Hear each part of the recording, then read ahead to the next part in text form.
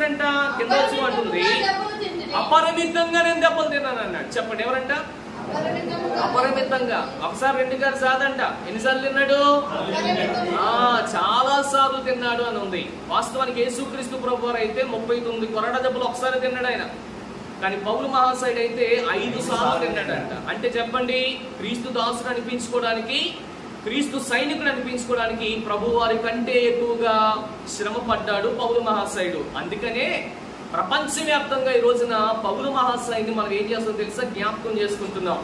అన్ని దేశాల్లో సువార్త చేశాడు, అన్ని దేశాలకి తన యొక్క కాలును మోపాడు, అన్ని దేశాల్లో సువార్తమానాన్ని చాలా చక్కగా బయటికి తీసుకుని వెళ్ళాడు. ఈ సమయంలో మీరు నేను గమనించవలసిన విషయం ఏంటంటే, అపరిమితంగా మనం కూడా ఎప్పుడైనా దెబ్బలు తిన్నామా? గమనించండి. ఎవరైనా మనల్ని కొట్టారా? సువార్త నిమిత్తంలో ఎవరైనా కాళ్ళు ఏమండి ఒకవేళ కాళ్ళు పట్టుకొని నిలబెట్టారా? నిన్ను కొట్టారా?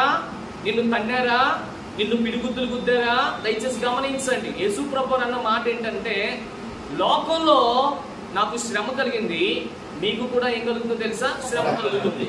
అంటే ఆయనను అన్వేషించిన వారికి, ప్రాముఖ్యంగా ఆయన కావాలనుకున్న వారికి, లేకపోతే ఆయన దగ్గరికి రావాలనుకున్నటువంటి వారందరికీ కూడా ఫస్టే దండలేసి, సాల్వాలేసి, లేకపోతే ప్రియమైన బిడ్డలు గమనించండి, పదవులు ఇచ్చేటువంటి దేవుడు కాదు ఆయన. నేను బహుగా ప్రయాసపడ్డాను అన్నాడు. దేని విషయంలో? కాదు, తన్నులు తినేటువంటి విషయంలో. నేను బహుగా ప్రయాసపడ్డానన్నాడు పౌలు. దేని విషయంలో? చెప్పండి, దెబ్బలు తినేటువంటి విషయంలో. నిజంగా భక్తుల్ని ఎవరిని అంతలా కొట్టలేదంట. కానీ మహానుభావుడు ఎక్కడున్నాడో కానీ ఆయనకి మనం అందరం కూడా శిరస్సు వంచి పాదాభివందనం చేయాలి కదండి. ఈ రోజున అటువంటి భక్తులను మనం కూడా కనుగొనేటువంటి వారంగా ఉండాలి.